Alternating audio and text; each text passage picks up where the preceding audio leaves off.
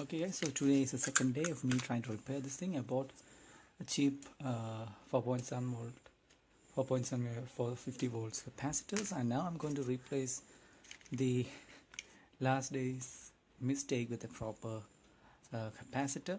So I'll be back once I solder this thing onto the circuit board.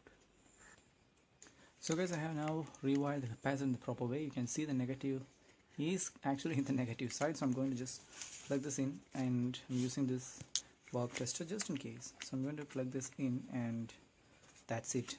The bulb is fully turned off and it is now giving out. Let's put the meter here, just like that. The meter is there on the top corner. You can see it is, yep, 12.2 volts. This is working fine. In fact, I can now turn the tester off. Yes, 12.3 volts. Bulb bypass is on. So yeah, I have now fixed last day's mistake, and keep in mind the fuse is still there and the capacitor is now fully charged. And also, if you have noticed, there is an option for an LED right here. See, there's an LED right here and one also already here. That is not for two LEDs. It's because you can either connect an LED here and use this case this way, or you can fix an LED up here and use the case this way. And while we're already here and we have this multimeter, let's put this into the 10 amps mode and short circuit the output and see how much will be the output current. Let's just put this into 10 amp modes, and I'm going to put this in the 10 amp rating right here.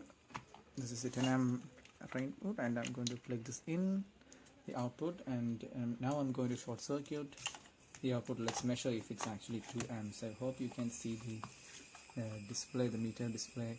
The one thing I have in doubt is that whether the fuse will blow if I try to short circuit this. I'm going to short it out, making sure it's in 10 amp mode, and yep, as you just see, it can actually supply up to 3.5 amps of current. That is really good.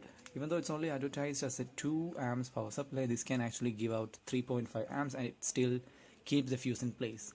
So it's a winner. Yeah, anyways, thanks for watching, and see you in my next videos, guys.